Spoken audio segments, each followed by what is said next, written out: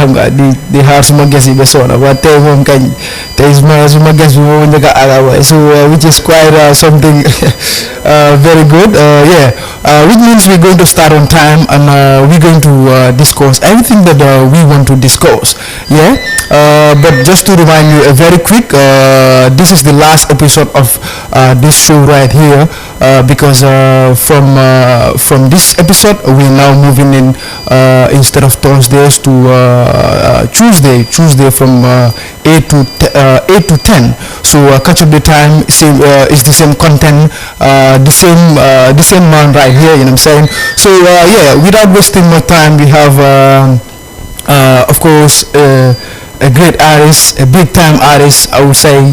We have a big man in the studio, so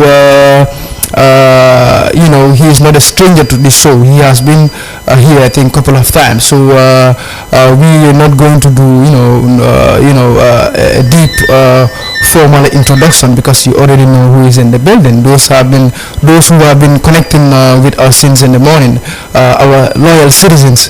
Our guest tonight is one of the most long-standing and consistent Afro-Manding artists who have been in the game for so long. Of course, you know who is that? It's none other than Jalimadi, of course, in the studio right here. Of course, we all know he have been gifted with something that, of course, he inherited from his father because the late father was doing it, and now he is just doing the same legacy, just continuing the legacy of the father, which is actually something that is beautiful, and he is actually good what he is doing. I think the whole Gambia attests to that. The father was a great praise singer to the late former president Sadauda, and he also followed the same passion of the father and doing the same thing, to the extent of complimenting, the effort of the great man that is Sadauda, for what he have done for this country, the struggles, the up and down, the fought for independence. I think sometimes Gambians don't value our own heroes when they are alive, but unfortunately that is a different case to him. He actually does that. He embraced a hero when he was alive, and he made a full project that was a full album, named it after Sadauda, which was a blowing mind to majority of the Gambians. So we have an icon, we have a legend in the studio, we have somebody who always reflect back to history. Of course, he have been doing this, and before him, the father was doing it. So this is something he is continuing, and is going to continue. Inshallah, I think moom tamit doomam is ñëwee dañoo continue from the same thing. So, but without wasting more time, let's introduce Jali. Jali is not a stranger to this show right here. Jali naka. Yaa ngi fine ah. Yes. Cool rek. Suma cool ya. Waaw. Waaw man kat baa ngi fine boy. Waaw. It's been a while ah. So is it last year or yeah, last year la fa. Last year la. Last year, every year benn meeting lañ lay am ah. Waaw gis. We are back here again. Dellu si nañ waat fii as usual. Because I think guys suñ la déggee fii rek. They actually know something is cooking up or something dara génn na. Dëgg la. But this time around, I will ask you, something has been flowing, going around. A lot of people have been talking about it, which is your recent album, release, But first of all, new demo Turbi. What is the meaning of the name? Dali. Yeah. Okay, munon Dali. Hala bari wana Dali takula. Abuka ubulano. Dalole koleyata. Okay. They, made a new Dalo. Amba ñu dañ min Paradise FM. So tax mënu ñëw bay Paradise. I know. But as it does the Paradise FM, dafa mean Paradise FM. So now understand now because yaa nga studio album but I was like Dali, is it the same Dali I'm thinking but maybe okay. source dafa deep, you know, maybe he means something else, but you know, so ñëw fii dinaa ko laajee. Okay. muy si relationship. muy si xaritoo yaa. muy I mean loo xalaat because man. foog naa suma music bi ma koo door. Haruna dafa bokk si ñi ma supportoon. You know, and then suma first video time boobu maa ngi rap Haruna ma ko gars ko liggéey Videomatic ñoo ko liggéey so da nga gis ne dañ miinante. moo daloo be mool téema and sign. Jalimadi nim Paradise FM nim Paradise TV nim Beast TV everything. Okay, it's beautiful. Sa album bi génn na I think can I say couple of weeks back. Which is I think 7 tracks, huh? Yeah, 6 songs. Six songs. Yeah, because comme dama xalaatoon leen ne okay every year léegi. Not ne pour release benn album but si year bi ñuy release ñaari album. You know, so si loolu lañ nekk and then ñu xalaat loolu and then you know ñu ngi si kawam te inshallah at bi tam inshallah dañuy release album. So dafa mel ni this year ñaari album probably ñaari album. waaw fu mu toll nii comme amiin xam nga rek bëgguñu wax lu bari. dañ bëgg a fans yi ñu toppañu rek inshallah dinañ xam luy ñëwaat waaye xam naa luy ñëwaat the same thing la rek. The same thing, well, okay. This year understandable because every year so you drop album that day okay so drop the album rek is following up with a concert straight. Well, this year nga drop album rek you know just on all digital platforms people are listening to it. I don't know why the change of gear this time around. waaw xam nga comme almost every year. suñ génnee album lañ dee album bi suñ ko génnee si bési launching bi lañ ko dee génnee. waaye yenn time bi baax na ñu génnee album before launching. You know and then loolu moo tax ñu am idea bi ne ok léegi dañoo génnee album bi dinañ defaat event. inshallah and then ñu release beneen album. si day boobu tam inshallah. Okay, beautiful. Dama doon wonder, you know, why the change of gear, but it's all okay. You know, I think it's fair like that because album is beginning, these guys new a concert or whatever, already they're used to the album. Okay, yangi one probably maybe this year, you know, you guys will be working on 2 albums. But for this one, how long have you been working with this album?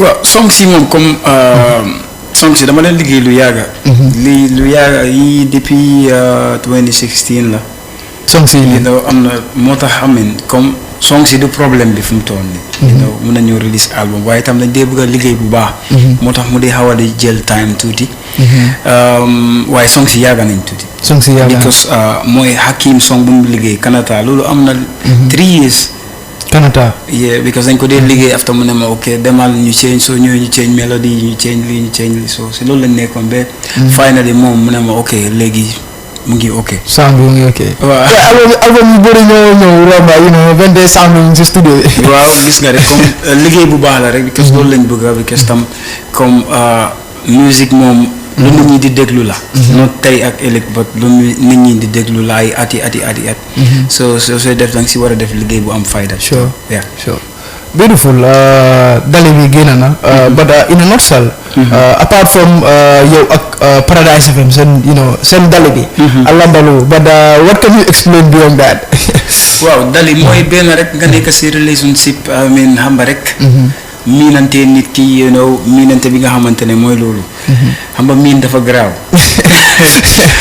so miini relationship la ndax ban façon miir moo si boole because miini relationship mu fa miini you know brother family I don't know how la yow ban nga miin boo leen compose album bi man daal lépp laa si miin mooy diggante sa waajur su nekkee sa boor te gisuloo ko loolu miin la you know te su nekkee sa boor am na lu mu la day yokk so su fa nekkut am na lu lay manqué moo tax soo say dee wax daloo ma bete li dal ka koo mel pour yaa la nga problème balti so si lu nekk la muy si relationship muy si xaritoo yaa because tey mii ñun ñu bëri am na ñi nga xamante ne ñu ngi am ay friends yi nga xamante ne tey nekkuñu ak gars yi together bo miin boobu da nga dee toog yenn time yi sa feel ne ok boy diw de man miin naa amin mis naa ko trop am na lu manqué suma yaram bi so loolu la daal okay not album bi loolu la you know miin ka Dali moo la you know parce que ba pare man dama miin suma fans yi trop su ma leen DJ player la ma di feebar so loolu moo tax every year nga bëgg a jox gaay album wala jox gaay concert. waaw loolu moom every year moom dafa am inshallah soobee yàlla. Beautiful, beautiful. This time around, you came with 6 songs. 6 songs, and among them Salimu. Salimu, song bi naka la ñëwee. I like this song. I don't know for what reason. You know, I love this song. Salimu suma benn xarit bu nekk France daanaka musicien la waaye malien la. So moo daanaka song bi moom moo ko teg. and then mu seen ma ko mu ne ma Jalimadi foog naa ne da nga war a mën a def song bi Salimu bi soo ko defee dina nice and then mu wax ma everything. and then Salimu dafa mel ni ki nga advice. lu soo seedee wax ñu ne ko ñu ne moo soobee dinte doloo min na. you know doomi gor du naan sangara. waaw loolu mooy réalité wax boobu nag lu bari la omba. you know because soo xoolee si famille bi nga jógee ak nga seet si background bi nga jógee am na yéena yi waruloo koo def. sure. you know so moo tax ma ne moo soobee dinte dolomina soo buggee àdduna nag. àdduna daf laa bëgg waaye soo bañee àdduna mu bañ la. non soo bañee àdduna moom dina la bañ waaye soo ko buggee moom mu bëgg la. waaw soo ko buggee mooy di def lu war. and then di dimbale. sa waajur yi di déglu sa waajur yi ba pare di déglu sa mag yi. you know amen loolu mooy bëgg a àdduna ba pare toppa si yoon bi nga fekk sa waajur yi si yoon boobu nga tegu si yoon boobu noonu loolu tam dina la dimbale waaye soo bañee àdduna moom mooy. da ngaa nekk si mbedda bi rek. yow moom doo def ndox sa bopp bi. waaw mel ni ko amul kilifa. waaw. beautiful sound bi kam nga ko def. waaw sound the melodies, the beat is nice, the beat is, you know. Yeah, sound bi suma tubaab bi ma liggéeyal moo play bass si sound bi. and then si studio Tara lañ ko liggéey song si yàgg na léegi depuis 2016. waaw boobu tam yàgg na. Tara moo liggéey. waaw Tara moo liggéey loolu man maa ngi foogee na because maa ngi jot a déglu some sounds. maa ngi dégg What Now. was like album bi ndax si What Now lañ ko liggéey. yeah different producers lañuy use. you know studio engineer lañuy use. you know ñaata studio ñoo boole loxo si album bi. waaw because Hakim Sonland. waaw nga am J Life Music mu ngi si. nga am What Now mu ngi si. and then Tara Halam studio mu ngi si. and then Keba Telo moo def Sutukum. Keba Telo waaw. Sutukum is nice. The guy was Sutukum tamit one after the other, you know. It's beautiful. Yeah. Understand last year, is it last year you drop Afro Classic? Yeah. But album boobu I can say J Life moo defoon majority of all the songs. If I'm right. moo def yëpp. This year yaa ngi ñëw, you know, with another album, but you choose different producers to work on the album. Why the change of shift? waaw mooy comme music moom dañoo yaatal rek. you know man maa design ne beyond dama bëgg a try different producers ñu seet. and then yàlla dimbale nañu ñëpp jàppale nañu si liggéey bi and then mu nekk liggéey bu baax. ñoom ñëpp mos naa liggéey ak ñoom because Hakim suma bi ma def rap. Hakim moo njëkk a defar suma music. and then after loolu maa moom liggéeyaat nañ so maa moom yàgg nañoo liggéey. and then What Now suma ndóola and then liggéey nañ together lu bëri bëri. and then Triple tam liggéey nañ lu bëri bëri. so I feel ne comme ñu try different ñu seet. different hands to one album. waaw ñu seet. Okay. Afro classes bi understand there was mix of Afro beats and African instruments and you know mix it with the modern style of music. This time around yaa ngi ñëw ak Dali when it comes to the beat sides, what is the content of it? ban façon genre ban façon area la laal? waaw dañ bëggoon a laal lu nekk because man musicien la and then bëgguma taxaw benn place ne ok man lii rek laay def. foog yenn time yi nga def yenn yi nga xamante ne maybe du yow. comme let's say du ne strictly Afro Manding la but dafa am fusion bi nga xamante ne at least ku ne dina si gis boppam. and then music dafa toolu si time bi nga xamante ne I mean not Jalimadi moom kenn but àdduna bi. you know tey soo demee songs yi ay ñoom Salimu ay yeneen songs yi. foo dem si àdduna su ko play nit ñi dinañ si gis seen boppam. loolu moo tax ñu def loolu. yeah. Beautiful. I love 2 tracks is my favorite, you know. Okay. That is Salimo and Sutukum. Already playing in Salimo. Let's go and check out Sutukum.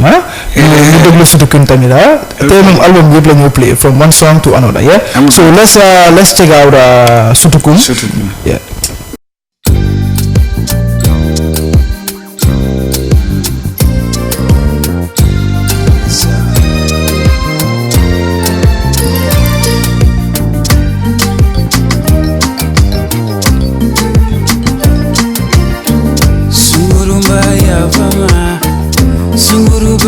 Fama suguru yesalela alo yetu kulema suguru baya fama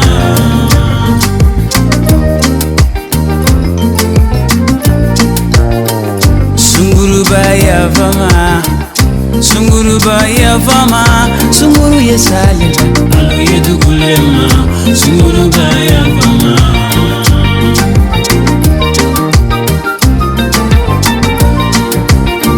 Salimu dolobila salimu mo sovedi de dolomina de konia bina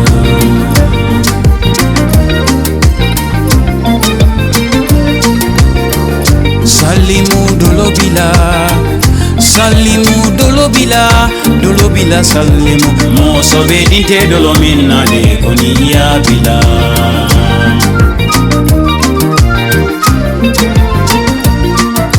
Dunia bila la le sallemo ni dunia kanu la dunia kanu la le sallemo ni dunia kanu la dunia kanu la le sallemo ni dunia bila la dunia bila la le sallemo oh sallemo todo bila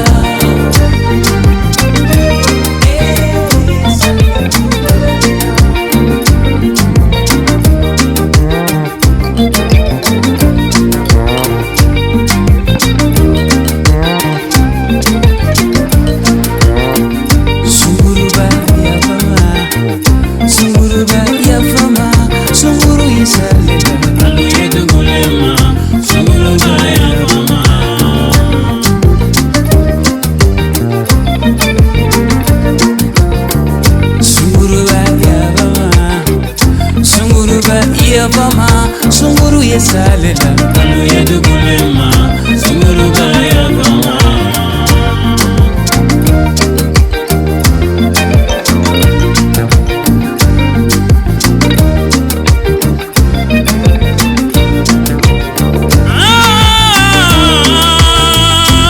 baba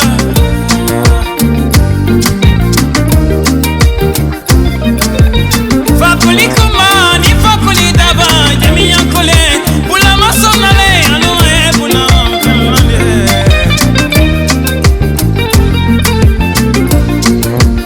Jalimadi terike Jalimadi kamoyo bere baba kamya Muhammadu bani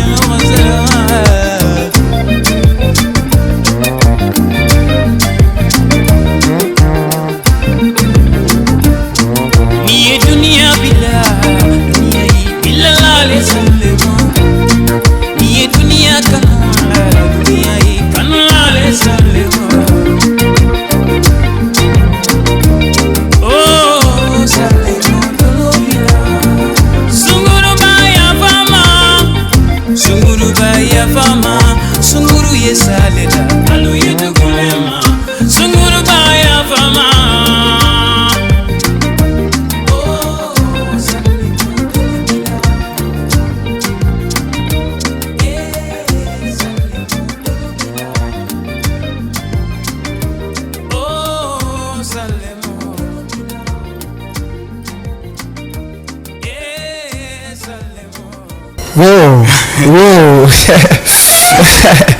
Beautiful, man. That's why, I rate this song number 2 on the album. Salimo is number 1 and this is number 2. Demo full day. Demo play album, but I choose these two songs. That is the Salimu and the Sutukum. Dama ko déglu ba boy man sax it's beautiful man. Who did the kan moo def Sutukum bi? waaw mooy Uncle Keba Telo. Uncle Keba Telo. moo record lépp kan moo record lépp play Uncle dafa play I mean Uncle moo play instruments yi? no Uncle moo play bass. Moo play bass. And then Samba I mean doomi ñaaw ñi moo play drum bi. And then percussion Abdou Seka marimba nga am Modou Boy. And then nga am Keba mu play solo guitar bi ak bass bi. And then nga am Dave mu play tama bi. Togbe mu play keyboard bi mooy melody si ak yooyu. So daanaka it's a long composer. waaw Jalimadi moo def oh beautiful man. It's a beautiful collection with all these great players in the land to one play. It's beautiful from the beat to the melodies to everything and the whole thing. Lan moo nekk Sutukum? waaw Sutukum dëkk la rek. Sutukum dëkk la. yeah dëkk la and then story bi bu ñu woy si track bi. fala jóge and then nekk na li nga xamante ne place bu baax la ay kilifa yu baax a fa dëkk and then fu mu nekk fii Gambie fii la nekk. waaw Jaara Sutukum Jaara Sutukum waaw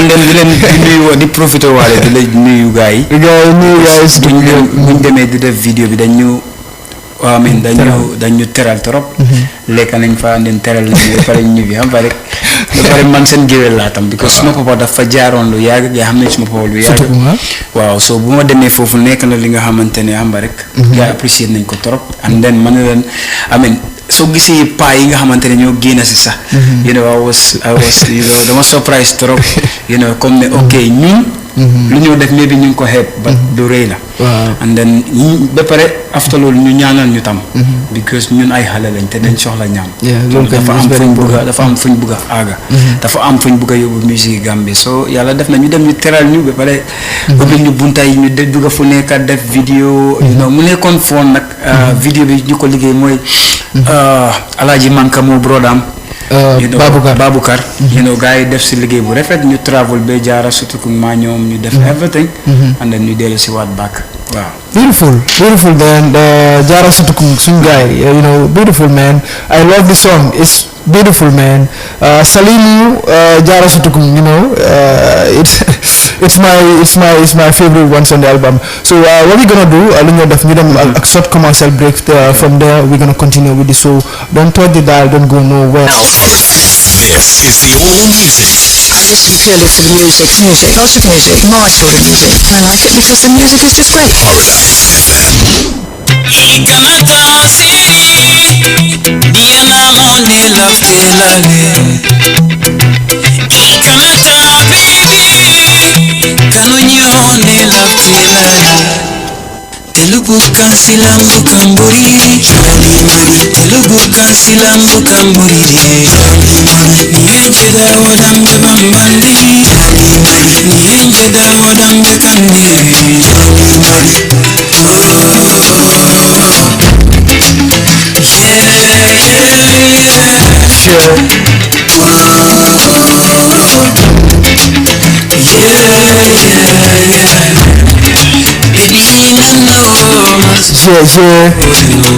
Welcome back from that short commercial break. Right there is the 360 show that comes your way every Thursday from the hour of 10 to 12 midnight. Here we are. Jalimadi is our guest. Beautiful album is already out on all digital platforms. If I'm right, it's called Dali. It's beautiful. This is another beautiful song from the album. It's called Kanata. Is it non natural? Kanata. Yes. Kanata Alhamdulillah. Kanata Alhamdulillah. Saying Kanata. Si imagine Saying the doctor connect Kanata. Okay, saying Kanata. But you know man jam faje bari ngaone saying the bunkon kan ko na saying. Sila de natare ki bita kan non le vero ni ngaza because when babu di gala saying mo ko do bul say dia explain gala say it seems like mo dunkan kan ko no mbali dira mbali dira saying dalo ni koy kanata Sign they call George Nami sign. Yeah. It is album will be base can look up. Never no judgment. Now when no judgment correct, but there is my judgment. Okay, you're right, sir. You're right, sir. No, right, sir. Because my own judgment again. But my judgment is fine. Correct, if I'm correct. Somehow. I correct, I'm correct. I'm do back. No good girls now. No good girls now. Album abuse the Kanaka, you know. But it's all beautiful, you know. Because Nina, so Nina ta jube fana. Salimuni. Because abibe kanora kon. Because mo ni left it found. Wolong okay. Ike tiline silo me along. Mo beto yenta tiline ninjel. Obem kanole. Obem kanole. Il left it found. Ni amo ko kari fintita la be nyara be bendi. I love the ball. Minimal love ball. All the paper. All the terror mole started connect. So what na hada bodi jandi be la fila no mole kala fi found la follow. Sure. Then ete alon. O be hada madi motol. You know pour kala fi found. So wala fi killing ka continue. Wala fi killing ka continue. Kata modul. Ni left modul you know ika nyimbla. No understand salimu dolo bla. Yeah. Sando that's all connect okay. Album of Findita, right? Yeah, Findita. Findita on all digital platforms. Yes, I need left the cast. So I mean, I be it to Spotify, iTunes, you know, Amazon, you know, yeah. Sign. Better video bina Findita inshallah. Video jelle Findita for now. Follow Sutukun Findita. Sutukun follow Findita. Yeah. And then even when Canada. Sutukun Canada moja, but Sutukun moja follow.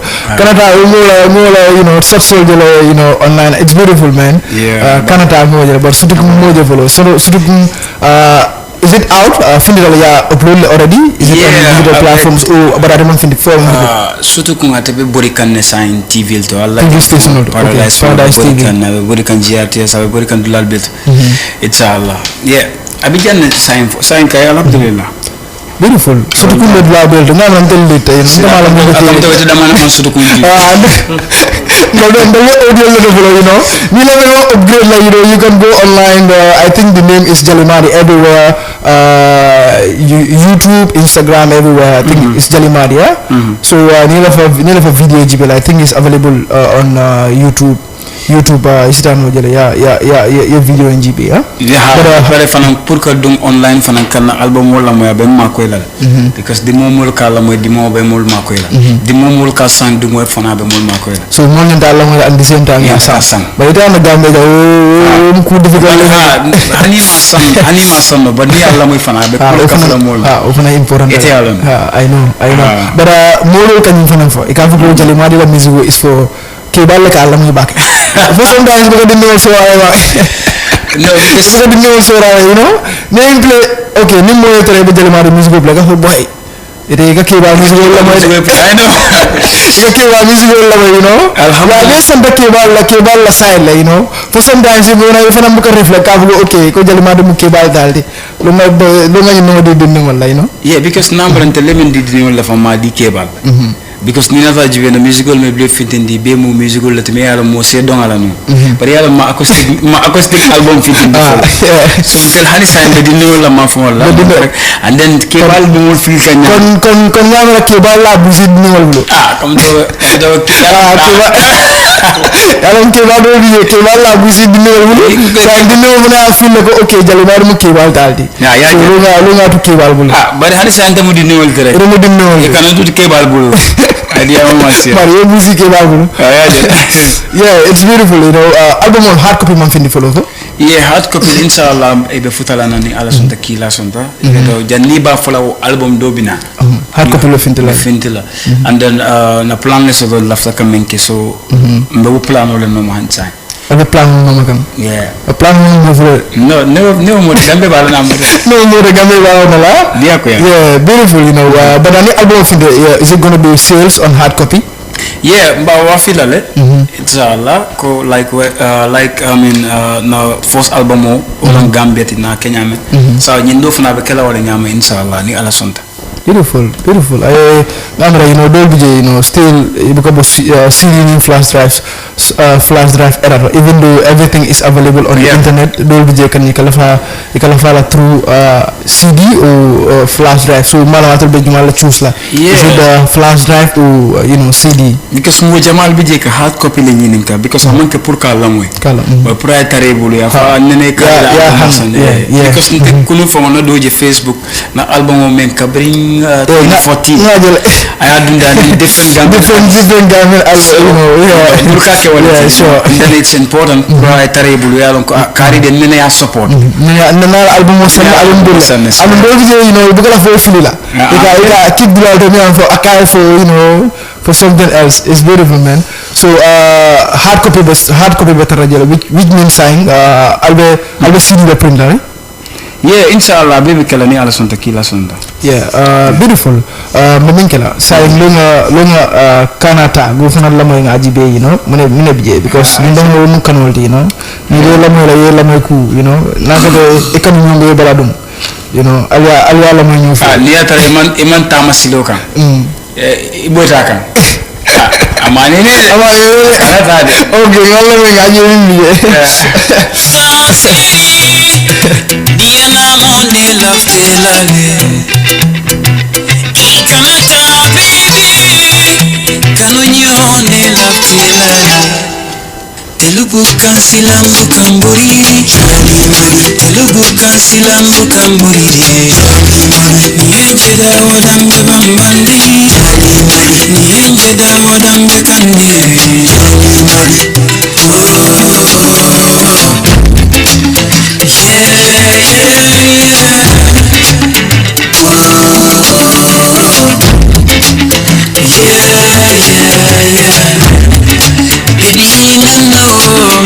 I'm falling over.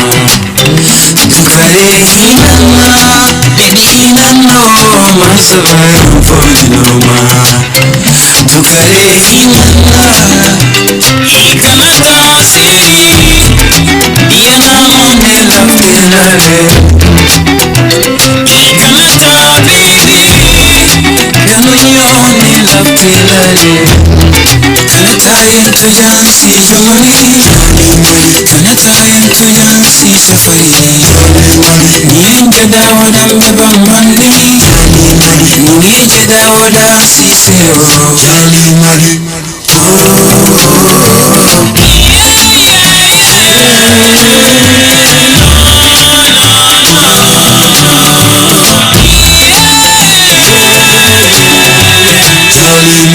Going out of control every time I'm falling over. Baby, you blow my mind. Going out of control every time I'm falling over. Baby, you kill that fine. Telugu kansilambu kamburi. Telugu kansilambu kamburi. Ningeje dawo daibe bambandi. Ningeje dawo daibe kandiri. Jalimadi.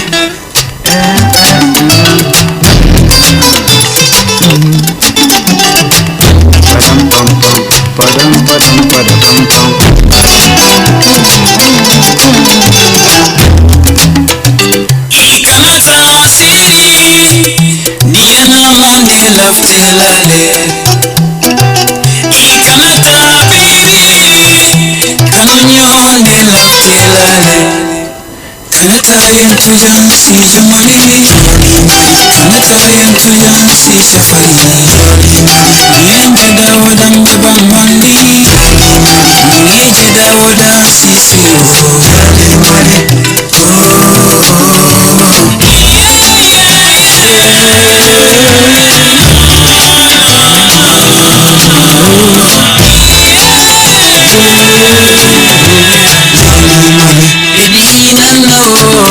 I'm falling over. Tukare inana, inana oh masabai. I'm falling over. Tukare inana, ikanata siri. Diana monde love telale. Ikanata baby, kanonyone love telale. Kanata mo? you know. Yooyu mbir la mooy la fa banda tak male bita mun dole. Yooyu ko mooy mbir mooy yota. No, male bita. No, tabu ke. Yeah, beautiful man. Jumala ni donc. Hakim Hakim no. Okay, Hakim ni ke. Hakim ni ke. Beautiful man. Saying album of Inditale.